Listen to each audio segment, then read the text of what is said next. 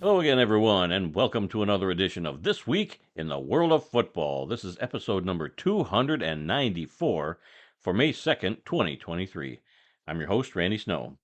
On this week's show, Lamar Jackson finally agrees to a contract with the Ravens, and the NFL draft was full of surprises.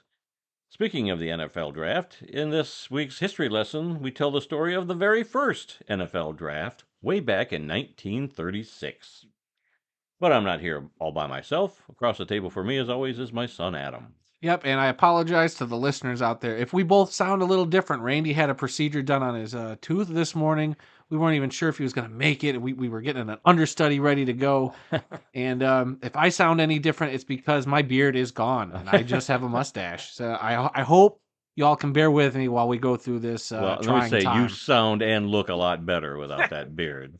Hey, hold on a second. Yeah, if It those was of an you, accident. those of you who listen to our podcast regularly, you'll remember several weeks ago we had the phone ringing during our podcast, and it was my dentist trying to get a hold of me.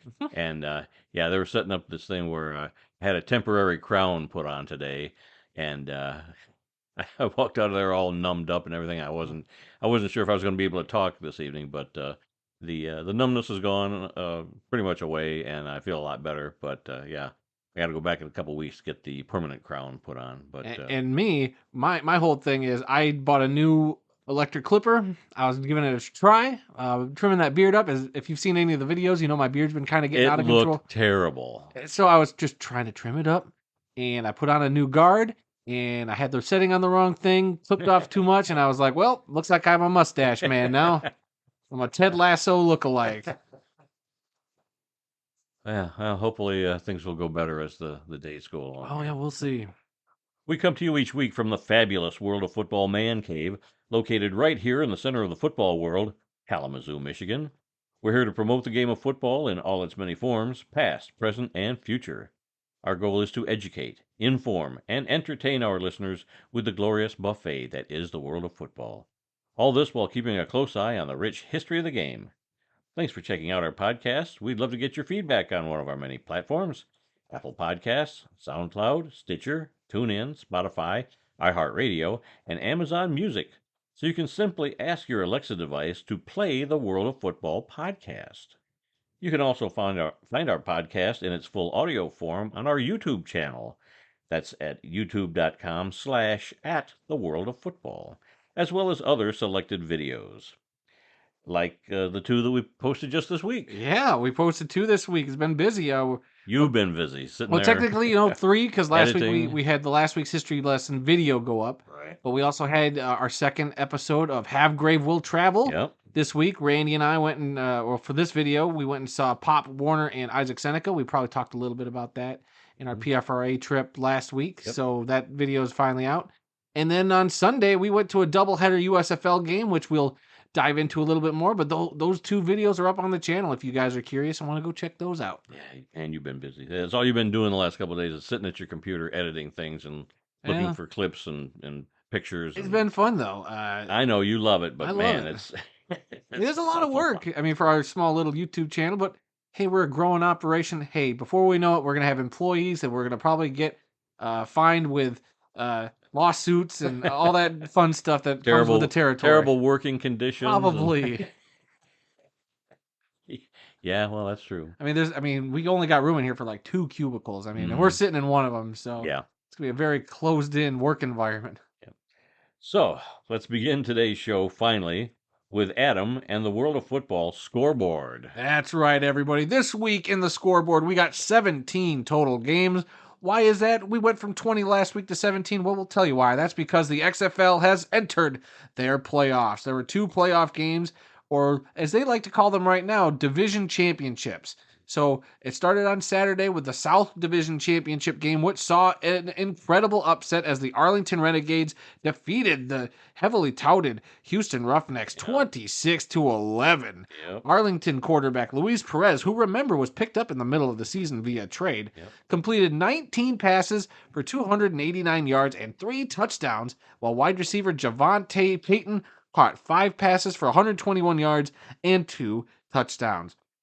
For Houston, quarterbacks Cole McDonald and Brandon Silvers combined to complete 12 passes for 104 yards and an interception. That is not the recipe for Yeah. success. Yeah, that's so unusual. Houston did not play better, but boy, Arlington came to play. And you were away that day, and I Yeah, I was went. watching the end of the game, and, and I texted you, and you're like, "No, Yeah, really? I went. I Arlington's went to. winning?" I went to go see some friends and to Yeah, get some feedback on my mustache. And yeah, you texted me that, and I didn't believe it. I think I was driving and I played your text, and Siri yeah. had to You said speak you're it just for getting you. on the highway, Yeah, and so a shocker there, and yeah, especially after all my talk about saying that I didn't think the Arlington Renegades deserved to be in the playoffs. it's true. You know what? I'll eat those words. This is what happens. This is what can happen, I Yep. suppose. But good for them. They proved me wrong. I'll admit to it. But it's still not the playoff format I would go with. Right. But for what it is, hey, Arlington committed the thing I love most when it comes to football postseason play, and that is chaos. Yep. You I love chaos. love some chaos. So thank you, Arlington, for a bit of that. And then on Sunday, we had the North Division Championship game, which saw the DC Defenders defeat the Seattle Sea Dragons 37-21. DC quarterback Jordan Amu completed 19 passes for 258 yards, 2 touchdowns, and 2 interceptions. But for Seattle, quarterback Ben DiNucci completed 31 passes for 295 yards and 3 touchdowns. So see, there you go. Once again, the losing quarterback had better stats, threw more touchdowns, threw more yards, Well, I more won't say once again completions. because in that last game, the losing quarterbacks didn't do much. Well, but there are many times when the losing quarterback has much better stats, but they don't win the game. Well, that's what happens usually when the DC defenders and that defense has been, they stop it when they need to. Like, Yeah, who knows how much of that is the garbage time, yards that you're kind of just playing yeah, who prevent knows? defense and they can get the yards and makes the quarterback stats look a little better. Yeah, But can we also talk about the championship trophies for these two games? yeah. They were terrible. Not a fan. Very simplistic design. I get what they're going for. It was a poor man's version of the NFC and AFC Yeah, championship game trophy. yeah. They And got these things on the cheap somewhere. oh I boy. don't know. And yeah, and we'll talk about another trophy in a bit. But then let's set up the XFL championship game in 2 weeks. May 13th, we'll see the Houston Roughnecks. Oh no, it will not. It will be the wow, you wrote that down wrong. Did I? Oh yes, I meant that should have been DC It will be the Defenders. Arlington Renegades traveling or playing the DC Defenders at the Alamo Dome in San Antonio.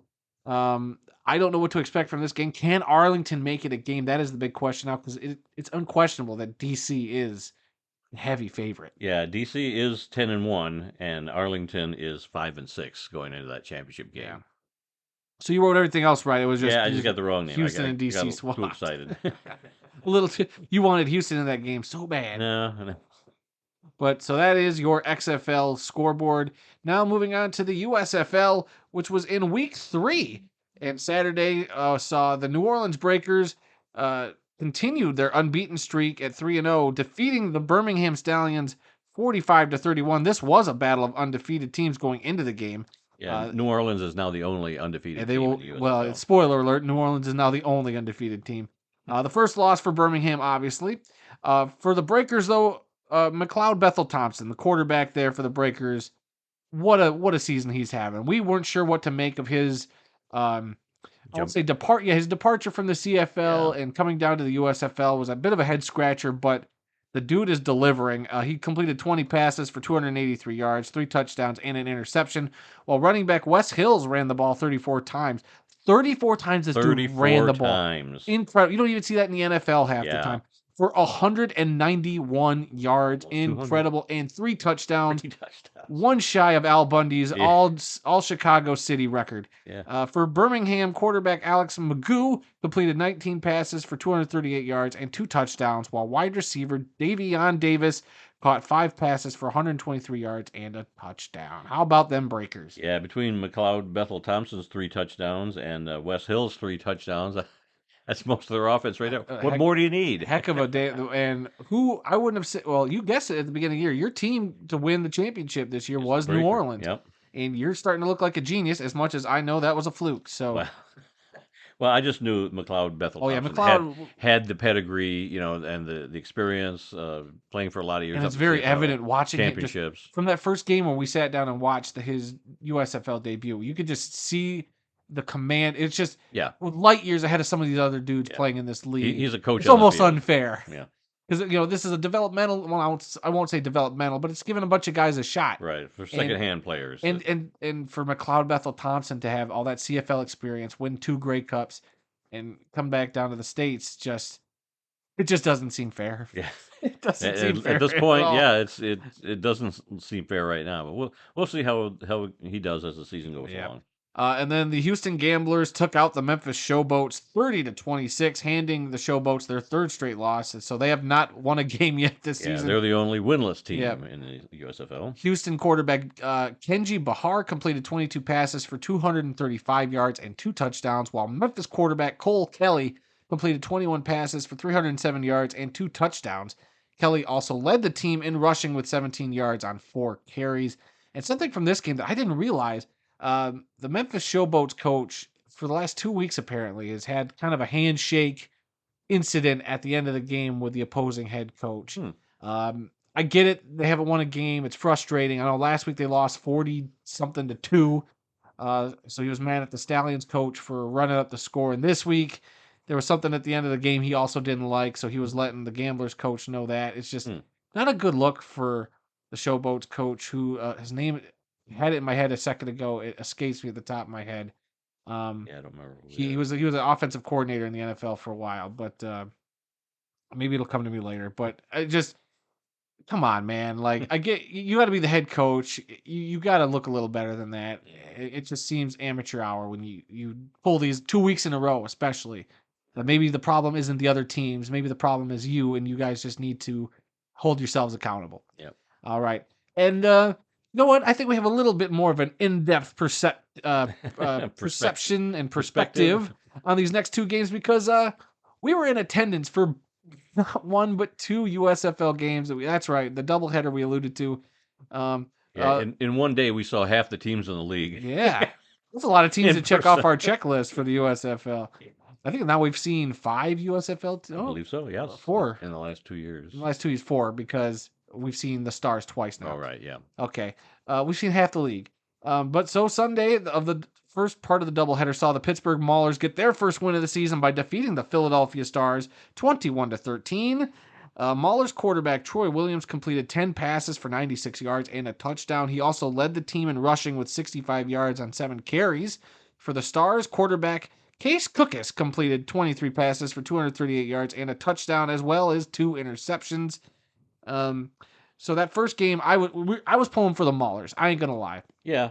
Even though it was a home game for the Stars in Ford Field, I thought the Maulers just looked like they wanted it so much that day. They did, yeah. They came right out and they looked good from start to finish, and you want to see a team get at least 1 win in their season. So they hadn't won a game yet. So yeah, and I hadn't realized going in that it had been 350 days since their last win. That wasn't something until we were putting together our fun little video yesterday that I caught that graphic from the telecast.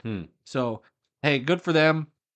Get that win early in the season. Hopefully they can stack on a couple more because I like that Ballers team. They got a good hard nosed edge to them. They like to run the ball. I won't say they had a lot of success on the ground, but you can tell what kind of team they want to be. It's just a matter of getting there and doing it consistently.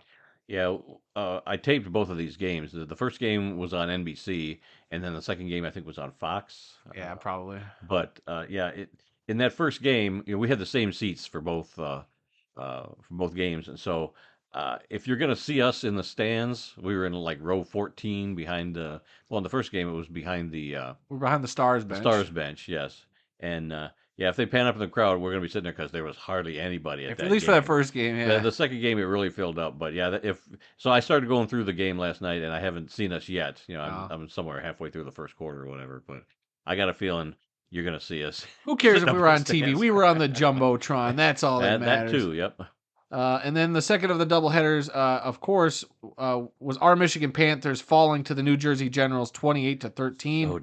So disappointing. It's the first loss for Michigan this season. New Jersey quarterback DeAndre Johnson completed 10 passes for 180 yards. He looked sharp and 2 touchdowns. He also led the team in rushing with 98 yards on 10 carries and scored a rushing touchdown. They had no answer Yeah, for the Michigan the had no answer to Generals' that. running game No. at a lot of points. I think towards the beginning of the game and at the end of the game, they had no answers, but there was a block in the middle where they had it figured out, but their offense just couldn't get anything going. Yeah, they could not stop that quarterback from rushing in the first half. Yeah. And towards the end of the game, they finally got it figured out, but it was too late by Yeah. then. For Michigan, they had two quarterbacks during the game. Josh Love started the game, struggled a bit early on. Then Carson Strong came in. Both combined to complete 19 passes for 163 yards and a touchdown. That touchdown, though, was thrown by Strong. And no Dakota Prukop for New Jersey. A little bit of a Yeah, shocker. I was a little bit disappointed. I was hoping to see him play. Especially when they were up by so much. I was like, are they going to put him in? I don't know if he was injured. He might have been injured from the week before. I'm not sure. But when I realized we didn't see him all day, I was like, darn, I wanted to see that CFL quarterback play, but Yeah. didn't get a chance. Yeah, but all in all, I mean, it was a great fun time at the USFL game there. Yes. We'll touch on it maybe a little more. Yeah, we'll have more on that later. Because, we had the video, but there's a lot of stuff that didn't get put into the video that we could talk about. So we'll do that in a little bit. All right, continuing on with the scoreboard. The Indoor Football League was in week 7 of their season. There was a doubleheader on Friday as the Massachusetts Pirates defeated the Iowa Barnstormers 56-36. Then the Northern Arizona Wranglers defeated the Vegas Nighthawks 36-27. The Sioux Falls Storm came out with a victory over the Quad City Steamwheelers to start a doubleheader on Saturday, defeating them 59-47. Then the Arizona Rattlers defeated the Tulsa Oilers 53-46. And then on Sunday, in the only game on that day, the Bay Area Panthers defeated the San Diego Strike Force in a close one, 54-51. On bye this week in the Indoor Football League would be the Green Bay Blizzard, Frisco Fighters, Tucson Sugar Skulls, and Duke City Gladiators. All right, switching to Champions Indoor Football. This was week 9 for their league, and they had a triple header on Saturday. It was the Omaha Beef improving to 7-0 with a 62-12 win over the Rapid City Marshals. There was the game between the Gillette Mustangs and the Sioux City Bandits, where the Mustangs came out on top, 42-32. And finally, the Billings Outlaws defeated the Southwest Kansas Storm, 62-33.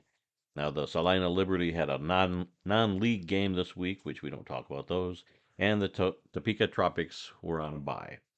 So now we move to the National Arena League, and this was week 4 for the NAL.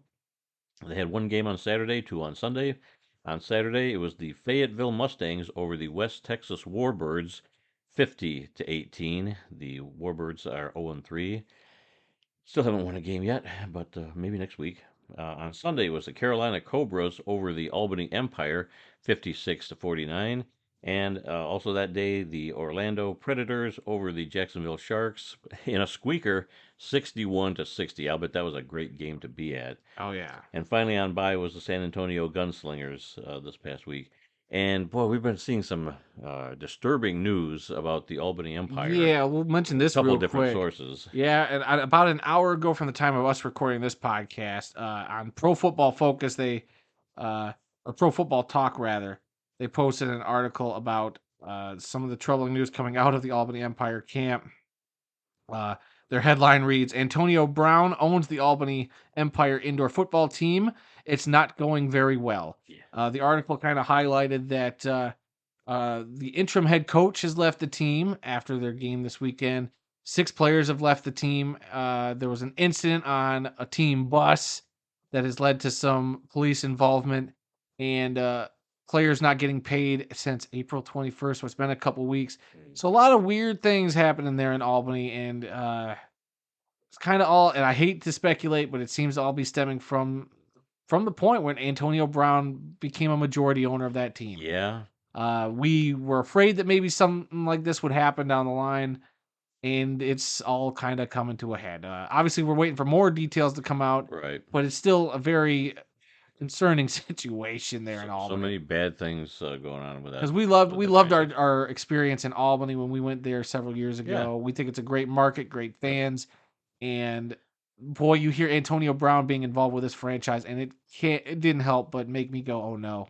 Yeah. From that initial announcement. Yeah, and well, they've won the last 2 NAL championship yes, games. back to back. And then as soon as Antonio Brown came in, he got rid of their head coach, for whatever reason, the guy that had led them to 2 championships, and they promoted the offensive coordinator or I think defensive so. And now he's coordinator. he's walked. Yeah, now he's walked because he wasn't getting paid, and oh my gosh, it's just terrible to read about. So So I don't know how much of all this is true, and we're getting different reports from different yeah, sources, but Pro Football Talk is usually pretty reliable. So yeah. you got to take what they're saying. So maybe next week we'll have a more Yeah, clear picture of things. Maybe that'll be in yeah, our news rundown. But we just thought we'd mention that since yeah, it was kind of freshly kind of breaking today and it's been going on for the last 24 hours. We're yeah, still kind of waiting for stuff to settle. yeah. So next week we'll either have more details or we'll have the latest And bombshell yeah. from the Albany And Empire. well, my question to you, real quick, before we transition into the news, is does the Albany Empire make it to the end of the season? You hope so. You I mean, really hope we can so. hope all we want. Doesn't mean it's Yeah, gonna. I don't know. It's a little bit too soon to tell if they can right the ship. I don't know, but boy, it sounds really bad right now. Yeah, they might, but it's not gonna shock me at this point if Yeah. they fold in the middle of the season, which would Boy, be unfortunate. yeah, they've been the best team in that league for the last Yeah. couple of years, and now all of a sudden, with 4 games in, they're falling apart at the Yep. seams. And here we were wondering maybe they'd get folded into the new arena league, but Yeah. with this ownership group involved, oof, that ain't Yeah. happening. Anyway, that's it for this week's World of Football scoreboard. So now we're going to move into some NFL news. And the big news this week, Lamar Jackson finally gets paid. Yes. He signed a 5-year extension with the Ravens for $260 million with $185 million guaranteed, making him the new um, highest paid player in the league. Last week it was Jalen Hurts, and now it's Lamar Jackson.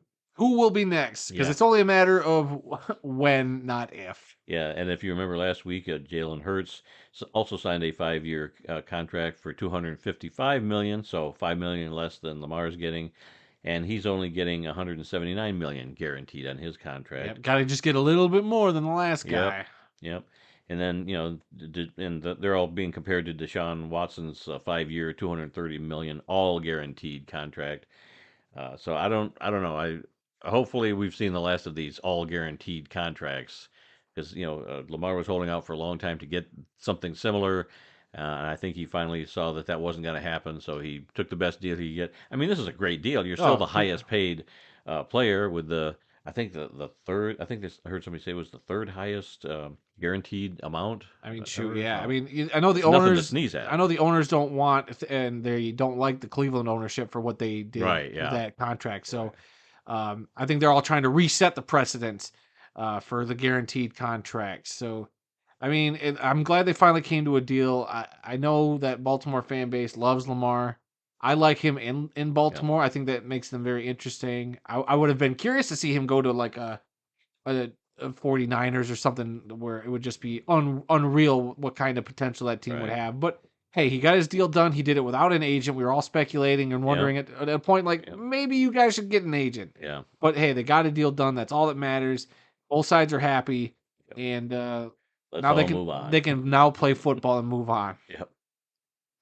Okay, the other big story this week was What else could be as big as that? the NFL draft. Oh,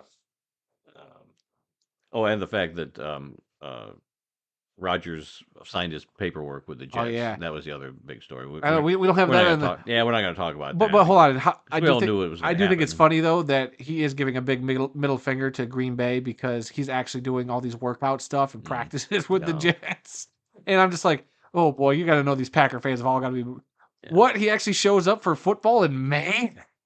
Well, I just think it's funny that the Lamar transaction and the Rodgers signing of official signing of his paperwork all happened in days before the NFL draft. So it's like they were trying to get attention on them away from the NFL draft and all that. But in this case, I think the NFL draft has definitely outshined both of those stories. Yeah, it was pretty interesting. I watched as much as I could. Yeah.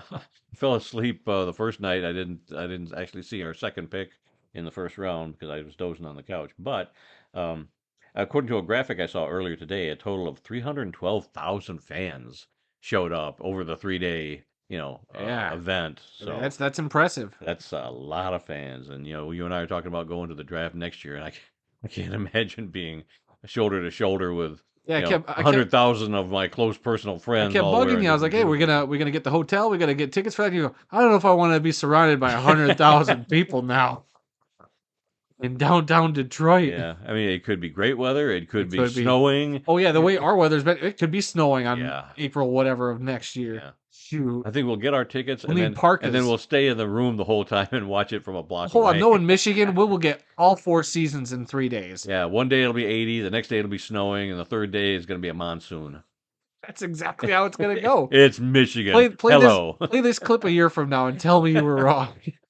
Man, they ought to just move it inside Ford Field, and Yeah. get 60,000 people in there. I'll be interested to see what they do. That's why I kind of want to go. I just want to. It's a once in a. Oh yeah, you got to experience I it. would love to experience it. Even if I had a crappy time, at least I could say, well, I went to an NFL draft and it wasn't all it was chalked up to be. I'm sure it would still be a great time, even if we weren't there sitting there watching every pick in the third round get picked. Right. Some of the experience stuff would be probably worth it. Right.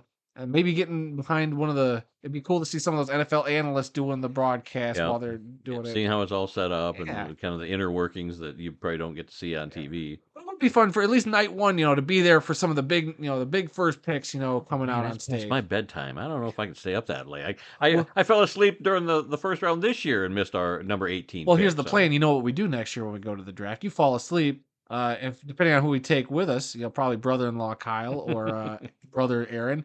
We could just weekend at Bernie's you and keep you in between us Oh, with yeah, sunglasses sure. on, so you can at least be standing up the whole time. Yeah, the reason I wake up is because one of you guys has got your hand in my pocket looking for my wallet to buy we more go. souvenirs. Hey, all I know is if we weekend at Bernie's, we could at least, who knows what hijinks we could get into. God. What a great story that could be. That could be like that guy who spoke at the PFRA who talked about how he weaseled his way into Oh, on the yeah. Super Bowl sideline. Joe Bach. Joe Bach, yeah. Like we could, hey, Randy started weekend at Bernieing, and then we somehow ended up behind the stage with Roger Goodell at the NFL Yeah. draft. Who knows? What a story that would be. Anyway, we're getting off track. Getting back to the Sorry, draft. I'm getting off track. Yeah.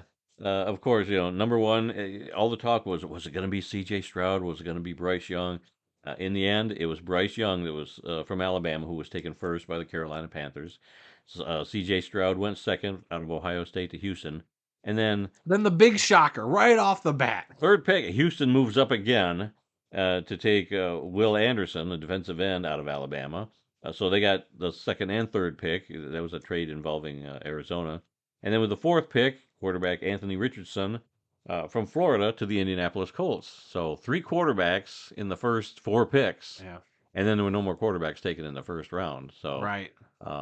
that's, Hey, that was kind of crazy. what is dumb as the NFL draft is to an extent where it's just like, I think the average person going, wow, you guys just sit on the couch and just watch a bunch of names get read off on TV. Yes. And they've made it entertaining. And it's like almost like watching a football game, except now you're rooting for your team to make the right decisions.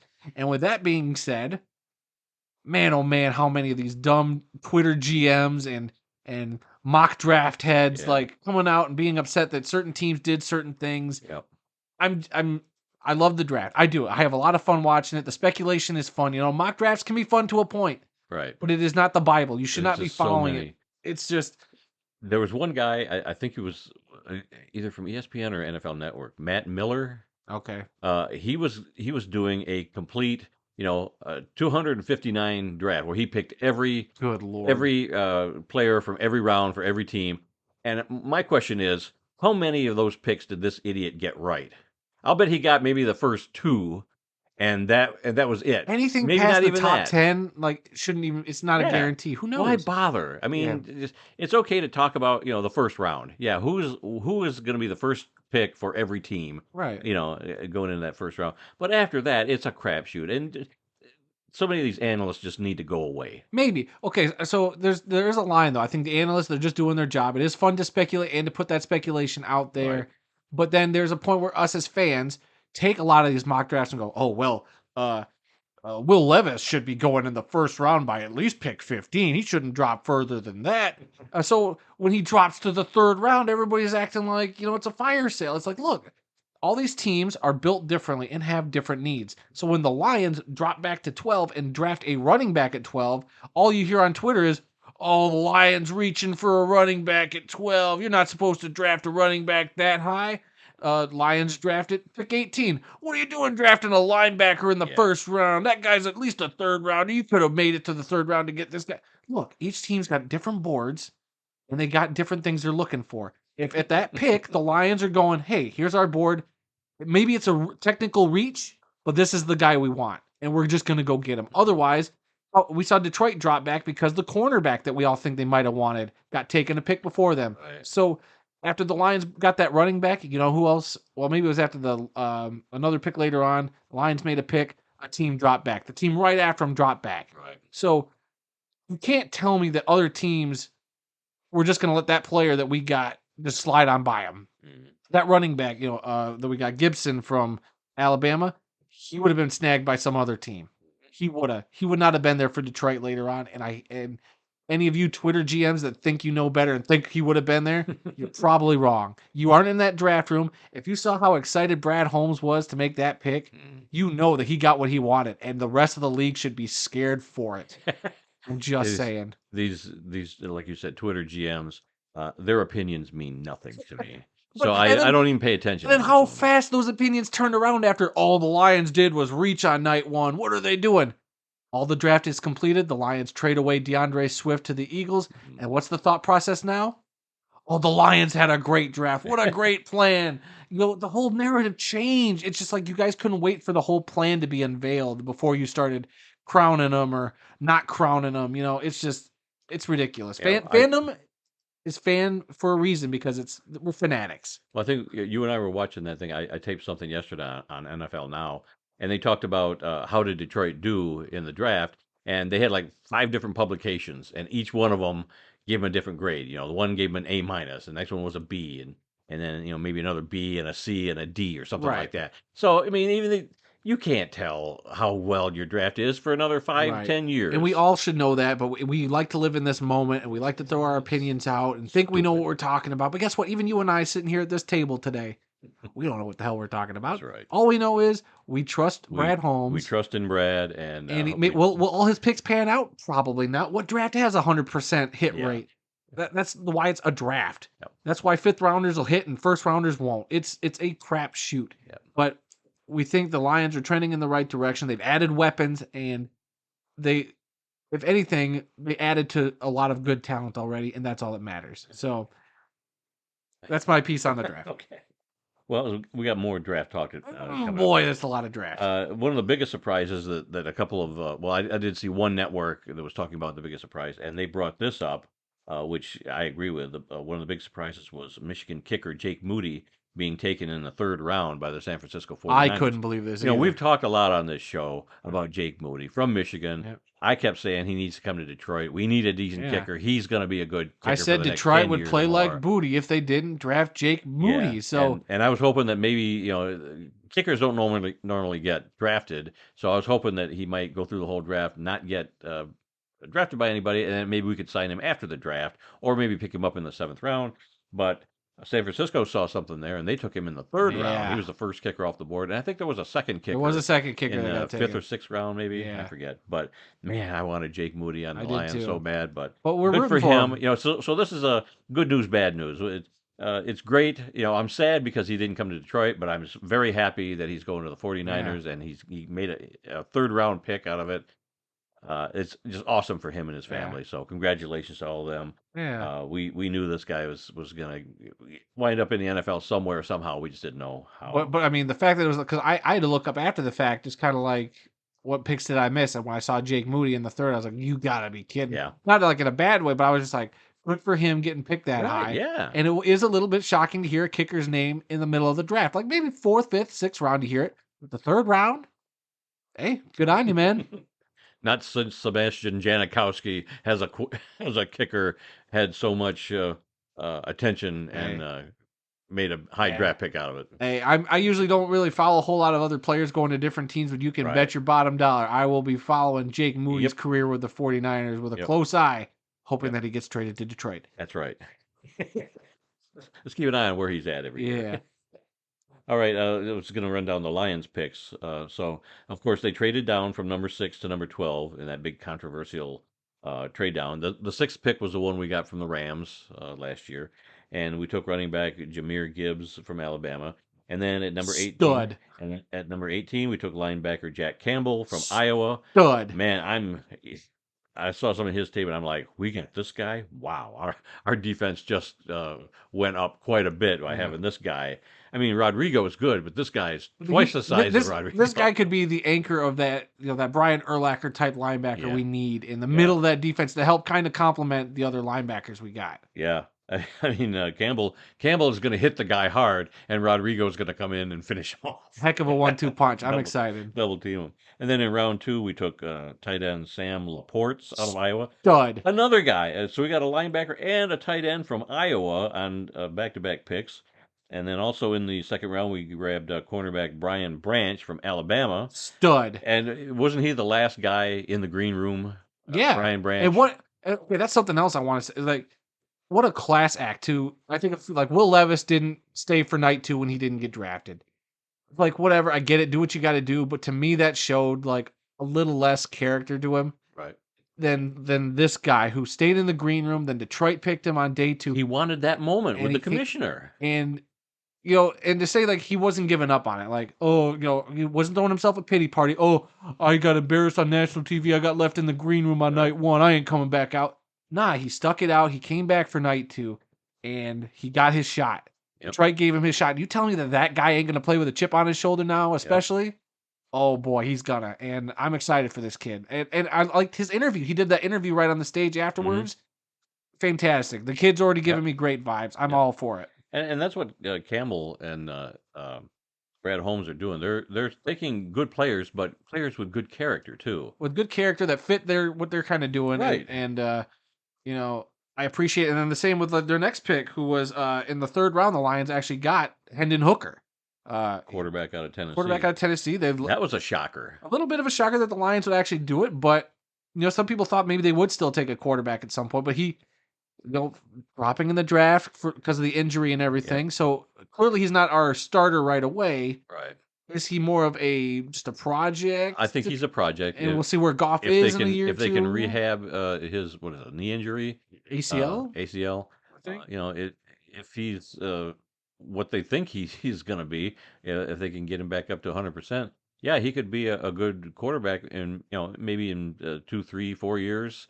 When Goff is ready to hang it up, well, we'll see. After he wins a couple Super Bowls in Detroit, then he'll say, I don't want to knock the guy. This is the only pick that made me still kind of scratch my head a little bit because, the guy is 25 years old. Mm-hmm. I get the quarterbacks have a longer longevity now, in the NFL, but still at 25 to be a rookie, and we're expecting to sit him maybe for a year, maybe 2, depending. Right. So he's 26, 27 by the time he becomes a full-time starter. By then, are the Lions looking for the next quarterback anyway? That's the only one that was a little bizarre, but I get it. Like, even if he's a solid backup to Goff, backup quarterbacks are hard to find in the NFL. As long as he's that, who knows? Maybe that's the right call. I don't know. Even if he plays till 40 like everybody else is these days, right. That's still a 13-year career. Then maybe it'll still be worth it in the end, but that's the only one where I like his character, I like his demeanor, but yeah, that just the age thing kind of makes me nervous a little bit, but hey, that's just me. Yeah. And to round out our draft, in the third round, we had 2 third-round picks. It was Hendon Hooker and then defensive tackle Broderick Martin out of Western Kentucky. In the 5th round, we got offensive tackle Colby Sorsdahl, and in the 7th round, we got wide receiver Antoine Green from North Carolina. So, a decent draft. Yeah. A little bit of everything. We got some offense. We got some defense. A lot of people thought we'd be going more defense on offense, but hey, if we can score points, our defense doesn't have to, to do that much if we can put up the points. But like I said, we trust what Brad Holmes is doing. I'm not going to second guess him. He's got a plan. I don't know what his plan is, but his plan is to be a villain this year. So far, it's working, yeah. and I'm just happy. Yeah. Okay, and then the last pick in the draft, Mr. Irrelevant, pick number 259, was defensive end Dejuan Johnson out of the University of Toledo, a MAC school. So he's been to Kalamazoo a time or 2, and he was picked up by the LA Rams. So Rams don't get a first-round pick, but they got Mr. Irrelevant this year. I think they had 11 picks, from what I heard. Yeah. So, and then locally, Western Michigan linebacker Zaire Barnes was selected in the 6th round by the New York Jets. That was pick number 184. He's the 44th player in Western Michigan University history to be selected in the NFL draft. Good for him. And then right after the draft, another player, offensive lineman Dylan Deathridge, was signed by the Houston Texans. So there's two guys that we have seen here in Kalamazoo that are now in the NFL. Not the first So time a Western Michigan player's gone down to Houston either. Remember Jason Babins back in the day being yes, that's right. drafted by Jason the Babbitt Texans. did go to the Houston Texans, played there for a few years. Yep. And then finally, in NFL news, this just came out earlier today. Green Bay Packers have agreed to terms with quarterback Jordan Love on a one-year contract extension through the 2024 season. It includes 13.5 million in guaranteed money and could be worth up to $22.5 million per sources. Yeah, kind of speculating that they're kind of giving him like a instead of activating the 5th-year option, they're kind of looks like they're trying to do a we'll give you some money, we'll see how you do this year kind of deal, and then This year and next. Yeah, so we'll see what they do. Yeah. After that. I mean, so it seems kind of seems weird for a guy that's literally only played a handful of snaps to just give him that right, amount but of money. he is supposed to be their quarterback of the future, and all he's getting is a 1-year extension on his contract. When you're talking, these other, Lamar Jackson, 260 million, and Jalen Hurts, they've clearly 255 million. Proved it. True. He hasn't played enough to get True, that. but if this is supposed to be your quarterback of the future, why wouldn't they sign him for more than just 2 years? Because they don't give know. him a 4 or 5 year contract. You're our guy. I think they still don't and know here's what the they money have to in prove him. it. I mean, he's their starter for now. I know. They have a little bit of idea, but I think they still don't know a full season of Jordan Love. What does that look like? Yeah. Yeah, I don't know. Whenever I've seen him play, I've not been impressed at all. As we say that before the season, he becomes the next Aaron Rodgers and Brett Favre to just anguish our Lions fandom for the next 15 years. Another mental case? God. I hope not. All right, we're going to move on to a little bit of CFL news. A broadcast contract has been signed between the CFL and CBS Sports. This is a multi-year deal, and they're going to be broadcasting 34 games this upcoming season. The CFL says that information on how American fans can watch games that are not going to be broadcast on CBS Sports will be coming at a later date. So they're looking at some like a direct to subscriber subscription service to watch the rest of the games. I don't know. I always appreciated them being on ESPN because if I really wanted to watch a game, I could go to ESPN Plus, even if it wasn't going to be on on TV. I could find it on my laptop if I was really interested. So evidently they're done with ESPN. I think their contract with ESPN was only like $100,000 or $200,000 a year for their rights, and CBS Sports is paying them $1 million this year for their rights. So good for the CFL for getting a better deal. I know ESPN is the gold standard, but still, if they're lowballing you, it's time to look elsewhere, and I think that's what they did. But the other CFL story is tonight is the CFL draft, and it kicks off at 8 p.m. Eastern Standard Time. The Ottawa Red Blacks have the first pick. It's an 8-round draft, and they're going to select 72 players. CFL.ca, their official website, and TSN, the Canadian version of ESPN, will have coverage. The first 2 rounds will be broadcast on TV up there beginning at 8 p.m. On TSN, and then exclusive coverage of rounds 3 through 8 are going to be streaming live on TSN Plus. I didn't know TSN had a Plus streaming service. Well, now you do. Now I do. So yeah, we'll have results from the CFL draft next week. All right. Real quick, I don't know if you want to go into this. There is a little bit of a breaking news thing with the college football playoff. Oh. They just we don't have to go into the full detail. I'll just say they announced their slate. So in 2024, 2025, when they switched to the new 12-team format, they announced what the schedules will look like for the 12-team playoff. The first round will be at campus sites. Friday, December 20th, there'll be a game, blah, blah, blah. Quarterfinals will be 11 days later, the Fiesta Bowl, Peach Bowl, Rose Bowl, Sugar Bowl. Then the semifinals will be the Orange Bowl and the Cotton Bowl. And then the championship game will be played in January in Atlanta. And then the 2025 season, same thing. The first round will be at campus sites. Okay. Then the quarterfinals will be the Cotton Bowl, Orange Bowl, Rose Bowl, and Sugar Bowl. The semifinals will be in 2025, the Fiesta Bowl and Peach Bowl. Then the championship game in January in Miami. So they just kind of announcing that slate. So we'll probably have that on our Twitter and Facebook feeds here. Yeah. So for those of you who are curious, I just thought that was interesting that they we're already kind of laying out the Yeah. floor plans for the Yep. playoff next year. Yep. Okay. Uh, let's. Okay, we're gonna move on to USFL news, I guess. We went down to a doubleheader at Ford Field Oh, on we might have mentioned that a Sunday. few Yeah, times today. yeah. It was kind of cool. Bobby Abear was there at halftime. He was the quarterback of the Panthers in '83 and '84. The teams, Panthers merged with the Oakland Invaders in '85, and he was the quarterback of the Oakland team and led them back to the championship game where they lost to the Baltimore Stars that year. But it was good to see him. I think he is working as a um, sports talk guy out of New Orleans, where he played in the NFL. So he's been down there, I think, for quite a while. Last I knew, anyway. They had a bunch of the original Panthers cheerleaders from their 2 seasons were at the game. That was kind of cool to see them. Calvin Johnson was at the game. Yeah. They had him on the jumbotron. He was happy to be there. They had some Detroit Tigers players. They had a game Yeah, well, the right same next time. door. Yeah, they were playing a game during the first game, the first football game, and they had a Tigers game going on right next door. Um, Big E from the WWE was there as The kind of like MC. a MC, the host of the day. He was awesome. He was great. He was so funny He was and funny, maybe a little over the top at a couple points. Like they oh had man, this. he brought so much energy. They had this Panther dance for wanting like Oh when god, the Panthers scored a touchdown. Here's the dance we're gonna do, and I was like, nah, this ain't gonna fly. And he rolled with it. He embraced Yep. it. Big E, I'm He not bought familiar into with it. him in the WWE, but Either. you know what? But he Clearly was those mic skills translated he because was he awesome. worked that stadium. And I thought he was a great MC. I'll give him that. And Yeah. I think he say he was going to be at all He's 5 doing games? all the home games. Yep. So he's going to be there. So he obviously must be from Detroit. But yeah, he's awesome. He's almost worth the price of admission. He was great. We would highly recommend it to anybody. Go to Ford Field for at least for the Panthers games because Sure. he didn't do it for the Stars game. I thought he was doing it for both games, but the Stars didn't get the same treatment. Didn't he? No, I thought he did. they had a different guy for the Stars doing all their MC stuff. Huh. Yeah, totally different personality. Okay.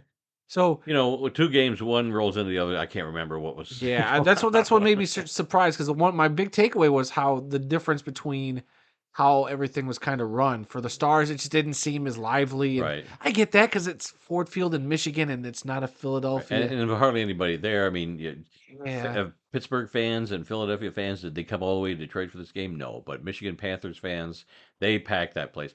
Now, I was not able to find the attendance, but I'm going to say somewhere between 12 and 15,000. Yeah. That lower bowl That was kind of the pretty number I much was filled up. seeing, but there's been nothing Yeah. official that I Because saw. we had, like I said, we had the same seats for both games, and there's nobody there for the first game. And then maybe a 2,000 we- or 3,000 for the first game. yeah, and then we left our seats after that to go, get some snacks or gift shop, whatever. And by the time we got back to our seats, it was like, where the hell did all these people come from? you can see a little bit of that in the video where it's like empty stadium to just a little Right. more full Yep. for the Panthers. So. Yeah. But it was a good time, and I got thinking, it had been 39 years since I last saw the Michigan Panthers play, and that was against the Arizona Wranglers at the Silver Dome. So that would have been April of '84. Dang. Yeah, and Greg Landry was the quarterback of the Arizona Wranglers that day. Michigan won the game 31-26, and it's been 38 years since the last time I saw the New Jersey Generals play. And I actually went out to Arizona for that game. I saw Doug Flutie and Herschel Walker playing for the Generals against Doug Williams as the quarterback of the Arizona Outlaws at that time. The Outlaws won that game 31-13. So Wow. yeah, those are 2 teams, the Generals and the Panthers, that I actually saw back in the '80s, and just great teams. A lot of affection for both of those teams. Moving on to the XFL, and we kind of hinted at this earlier. The XFL unveiled their championship trophy this year, Oh, boy. and yawn, snore, It's not as snooze. bad as the champion, like the division championship trophies. Well, it's basically It's the same it's the thing, same but thing. with a big gold X Yeah. underneath that Yeah. football. And it's what I think is a little better. Nothing will beat the original $1 million million game trophy, which hint, hint, wink, wink, nudge, nudge, might be next week's history lesson for those of you listening out there. But yeah, I mean, it is what it is. It's a trophy. It's not going to stick out It's yeah, Yeah. Well, evidently they're not putting a lot of money into their trophies, clearly. but hopefully they're paying their players, they're housing them well, and taking care of them that way. So if that's the case, then yeah, Hey, that's all that you matters. can go cheap on the trophies because uh, it's more important that you're taking care of your players. Okay, and we did want to mention our two new videos that we got up this week. What did you want to say? You said that there were. Well, I was saying we shouldn't even be talking about this topic at this point. I thought we were going to scratch this from the rundown since we talked about it up top, Oh, and we're going to talk about it when we leave the podcast. So I thought we were deleting this portion of the show. To be honest with you, oh, we can delete that. That's fine. well, a little late. We just brought it up. Yeah, we got two new videos up that Adam's worked on. Have Grave Will Travel #2, where we visited the graves of Pop Warner and Isaac Seneca, and our USFL doubleheader thing. And I also did an article on the visiting the Isaac Seneca grave. So it's been a real busy couple of weeks for us. I mean, Yeah. going back to when we went to the XFL game in St. Louis, and then going to New York last weekend before last, and the USFL doubleheader. Man, we have done so much in the last month. I'm ready for a little break. Oh, a little break, huh? Well, I don't think one's coming. No, you're probably right. All right, today's birthdays. May 2nd, guard and center Russ Grimm turns 64 years old today. He played his college football at Pittsburgh, and was selected in the third round of the 1981 NFL Draft by the Washington Redskins. He played 11 NFL seasons, all with the Redskins, from 1981 to 1991. He won 3 Super Bowls with Washington and was inducted into the Pro Football Hall of Fame in 2010. And the other birthday today is that of linebacker Gerald Irons. Born on this date in 1947, he passed away in 2021 at the age of 73. Played his college football at Mid-Eastern Shore and was selected in the third round of the 1970 NFL Draft by the Oakland Raiders.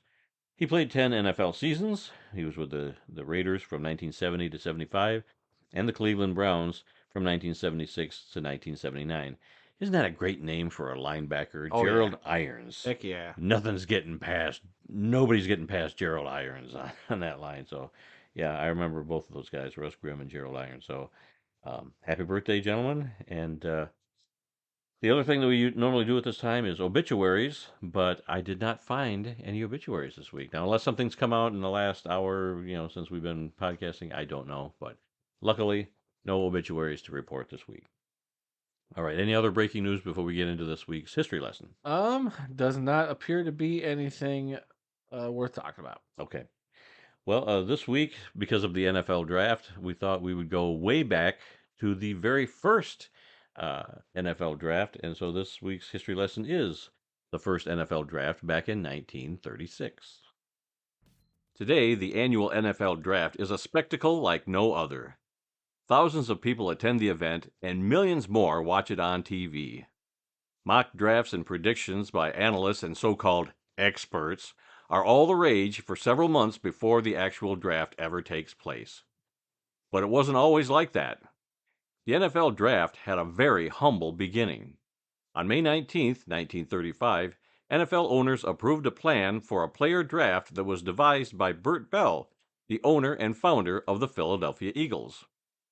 Bell's idea was to have the team with the worst record the year before select first, and the league champion would select last, as a way to bring competitive balance to the league. Before then, teams simply signed the best players they could find to their teams, and that was that. Bert Bell would go on to become the commissioner of the NFL from 1946 to 1959. The first NFL draft was held on February 8, 1936, at the Ritz-Carlton Hotel in Philadelphia. The 9 NFL teams at the time selected a total of 81 players during a 9-round draft.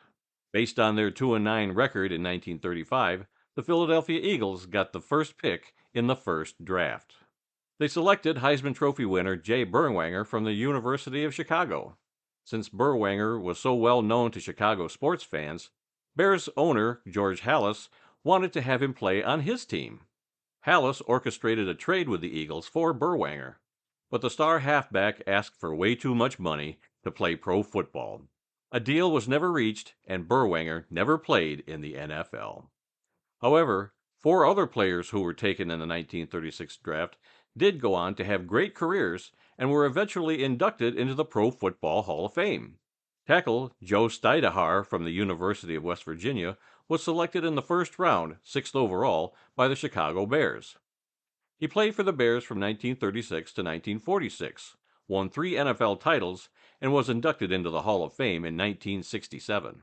Tuffy Lemons, a quarterback and halfback from Oregon and George Washington University, was selected in the second round by the New York Giants. He played for the Giants from 1936 to 1943, won an NFL title, and was inducted into the Hall of Fame in 1978. Wayne Milner, an end from Notre Dame, was selected in the 8th round by the Boston Redskins. He played for the Boston and Washington Redskins from 1936 to 1945, won an NFL title, and was inducted into the Hall of Fame in 1968. Guard Dan Fortman from Colgate was selected in the 9th round by the Chicago Bears. He played for the Bears from 1936 to 1943, won 3 NFL titles, and was inducted into the Hall of Fame in 1965. One other player of note who was selected in the 1936 NFL Draft was an end from Alabama by the name of Paul Bear Bryant. He was selected in the 4th round by the Brooklyn Dodgers, but he never played in the NFL. In fact, only 28 players who were selected in that very first NFL Draft actually went on to play in the NFL. The other 53 did not. So, as we enjoy the spectacle each year that is the NFL Draft, remember that it was not always this way. Not until a brand new sports network called ESPN decided to put it on the air in 1980. And the rest is history. So yeah, that NFL draft has changed quite a bit since 1936. Yeah. Yeah, and this was your idea. I mean, you came up with this like a week ago As at the last minute. a co-producer slash content supervisor of this podcast and website and YouTube channel, I just thought, that is the kind of synergy we need to bring to this show to make sure we also keep up with current events and tie it into the past somehow, because otherwise y'all would have gotten a history lesson on, I don't know, something completely random that has nothing to do with another defunct football league. Yeah, probably. Which I'll be doing a few more of those. Like what? In the near future. What defunct football league could you Well, have like brought NFL up? Europe. Oh yeah, you could do those. I mean, those are all saved for a good rainy day down the road. Yeah. You got a lot of defunct leagues to It's get a to. rainy day today. It is. But hey, I just thought it would be appropriate, and it was an You're interesting right. enough story that Yep. I thought, hey, what if we talked about the first draft, or you talked about it. You do all the work and all that, And I thought it was interesting. I didn't know this until I started researching and reading about this. That only about 28 players actually were signed out of That's crazy. 81. It is. Yeah, because I sit there, I help you record it and everything. Like hearing that information, I was like, really? That's just fascinating. Well, back in those days, the pay wasn't that great. Right. A lot of guys in college, they didn't want to play, pro football. They had other plans, to get a job, get married, whatever. Pro football just was not high on their list, so it was a different world back then. Well, in 13 years, when we get the 100th anniversary of the NFL draft, I hope they get rid of all the technology and stuff, and they just simply have Roger Goodell or whoever the new commissioner is at that time wheel out a big old chalkboard and just do it that way. I'd love it. And you know what? ESPN could still broadcast it, and it would still get ratings. Yeah, 13 years from now, Mel Kiper and his hair will still look perfect, and he'll be telling everybody who's good and who's not. Okay, I'm going to tell you right now how you make that the greatest draft spectacle of all time. All right, you put all those teams and all those GMs, you get rid of the fans for 1 year, and you just all go set up at that hotel there in Philadelphia. Then what you do, the Ritz-Carlton, you have 32 hotel rooms filled with NFL teams, and you have one guy each that gets to run the pick down a flight of stairs down to the stage to the guy with the chalkboard. And that's where the TV brought, it'd be great. I'm telling you, this would be incredible television. Just cameramen following these kids running down the hallway with the pick in their hand. Make it like an obstacle course. Oh my God. On this floor, they got to go like through this. Double Dare on Nickelodeon. You got to slide down the slime slide, and then you got to find the yellow flag up in the nose of that big prop they used to have to dig up into. Or that's a deep cut. Or like Game of Death with Bruce Lee, where at every level he has to fight a different kung fu master to advance to the next level. Oh no, looks like the Jaguars didn't get their pick in time. Here goes the Ravens guy, has to do the same obstacle course. Or at that point, if somebody doesn't get there in time, It's the next pick up, right? So that guy's got to start running to try to get to the. Oh, I'm telling you, this would be great television. Oh man. Don't open that door. There could be an Aztec warrior there. Oh my God, if it's like Legends of the Hidden Temple, this is gold. Roger Goodell, feel free to call us. We have got ideas. I gotta make a note and put this on the annual rundown. Oh my God. The fact that we're self-aware that these are going to make it onto that clip show. Well, yeah, it's our clip show. 100th anniversary. Oh my God. And he's got to read it out loud to everybody too. Okay. Jeez. All right, I'm good now. The rinky-dinkness of this show, I tell you what. All right, upcoming events calendar. Again, like we said, tonight is the Canadian Football League draft at 8 p.m. Check that out on their website, or tomorrow it'll all be all over the internet. So. And do what you're supposed to do every year when the CFL draft comes around to our calendar, and that's find that Simpsons GIF and clip and share the Simpsons CFL draft clip. It is a staple on this day. Make sure you go out and share it. Are you going to do that? You're going to find it? I need to. I found it already. I just got to share it. Post it I later? love it. Or just retweet. I think Post the it as soon as we're CFL. done. The CFL was on top of it. They already did it. So normally they do it themselves. I love it. It's great that clip comes around every year. I wish they do another CFL draft bit so we could have a new updated clip for that. That'd be great. Saturday, May 13th, XFL Championship game down in San Antonio, and it's going to be the DC Defenders versus the Arlington Renegades. Can the Renegades make it a game? I kind of want them to now. I mean, I feel like the beer. Ooh, that's the big question. Does the beer snake make an appearance at the championship game? I don't know. Oh man, that's a bigger stadium. I bet you they could make a much bigger beer snake. Oh man. Hold on. There's a DC Defenders fan out there somewhere who just heard bigger beer snake. Their ears perked right up. Friday, May 22nd, the CFL preseason begins. So the players that are getting selected tonight in the CFL draft are going to be playing in preseason games in 20 days. Yeah. That's not a whole lot of time. Not a whole lot of time. Get your comfortable butts with to new training team. camp tomorrow. Yeah. No holdouts, please. Let's see. Thursday, June 8th, the CFL regular season begins. Oh, so we're all close. into CFL mode already. So close. And finally, on our upcoming events calendar, we don't want to go too far out, but Thursday, August 3rd, the Pro Football Hall of Fame game in Canton between the Cleveland Browns and the New York Jets. Will we see Aaron Rodgers and Deshaun Watson in that game, other than sitting on the sidelines counting their money? You want to know something? Maybe not Deshaun Watson, but the way Aaron Rodgers has been, it's not going to shock me now if he plays. The fact that he's shown up to this series, maybe for the first year, the fact that he showed up for these mini camp stuff, I didn't even think he'd do this. So now I'm wondering, he actually might do it. This son of a gun might actually do it. And Green Bay Packer fans, you're going to lose so much hair over the season because he's probably going to do so much stuff that he would never have done for the Packers the last few years that he's going to do for the Jets. It's incredible, and I can't wait to see the Green Bay Packer meltdown. I'm here for it. Yeah, I love a good Packer fan meltdown. So we're looking at you, Tom Grassi, on YouTube. that Packer fan meltdown 2 years in a row with the Lions drafting somebody that you wanted. I love it. Give it to me. All right. Anything else on your phone before we close the show out? Nah, should be good. All right. Well, that's all the time we've got for this week. If you learned something during this podcast about the incredible amount of diversity that exists in the world of football, then we have done our job. Visit our website at theworldoffootball.com for news, links, upcoming events, original articles, videos, and more. Our email address is info@theworldoffootball.com. All right. Sorry about that. I got a little distracted because I had an alert on my phone about... Get going. I had a security alert from my car, and I was just making sure that wasn't something that just happened. Okay? Car? Yeah. It's what, fine. That Cardinal messing with your car Oh, my again? God. We haven't even talked about that on the podcast. If anybody out there has a remedy for stopping a Cardinal from taking a dump on my car 8 times a day when I'm here at Randy's place, the help would be greatly appreciated. Well, you park right next to a tree. Hold on. Sometimes I parked under the tree, which in fairness, I could see where the Cardinal would probably just dump on it. But no, it does not matter where I park. The Cardinal finds my car and takes a dump on it when I'm here. I'm just saying... I don't get it. Is it because I talk trash about the Arizona Cardinal uniforms? This hasn't started since I did that. Yeah.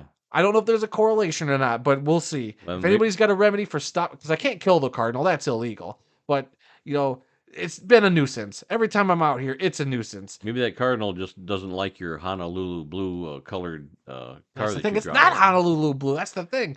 But It's I a don't nice know. blue It shade. is a nice blue shade, though. I call my car Dory. I named it after the fish from Oh, really? Finding Nemo. That's too much information. Anyway, you can like the World of Football on Facebook at TWOF Kalamazoo. You can also follow us on Twitter. The address is at TWOF Kalamazoo. New episodes of this podcast are posted on Tuesdays and are available on SoundCloud, Apple Podcasts, Stitcher, TuneIn, Spotify, iHeartRadio, and Amazon Music. So simply ask your Alexa device to play the World of Football podcast. Also, you can find that full podcast on YouTube, the full audio version that is, on our YouTube channel, The World of Football Kalamazoo, or use the handle, or the URL rather, youtube.com/at the World of Football. Feel free to rate, review, subscribe, all that junk over there. We got those new videos we've been talking about all day. Greatly appreciate your feedback. The likes always help the video out. Shoot, dislikes even help the video out, to be honest with you. We love interacting. We've been getting a lot of great comments from Yes. people. Yeah, what was it? One guy said he couldn't believe that I actually attended a USFL game. He thought you were back at in the 80s. original USFL game, no, but in still, the he was original impressed. season, yes, but We had somebody appreciate that we kind of did like a fan's perspective of being at that game. Somebody say, "Hey, thanks for bringing me along." It felt like I was there, at the game. So that's kind of cool. That wasn't my intention. It was more of our experience. But I'm glad that Yeah. people are liking that kind of video that we do. So there might be more of that in the future. okay. So yeah, leave us a like, thumbs up, all that stuff.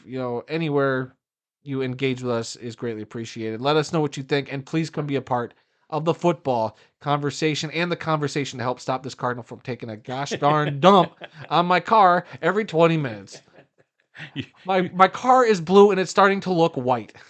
I've run it through the. You washed it. I did wash it, and then that Cardinal found it and right within away. a few hours, it was dirty again. Man. Oh man. And remember, folks, some people may love football more than we do. Can't understand that, but nobody, and I mean nobody, loves more football than the two of us sitting here talking today. Until next time, we'll try and do a better job. I'm Randy Snow. And again, please send help for stopping this Cardinal crapping on my car. Give it a rest. I can't. If it's going to keep crapping, it's going to keep making my day bad. We'll see you all next week.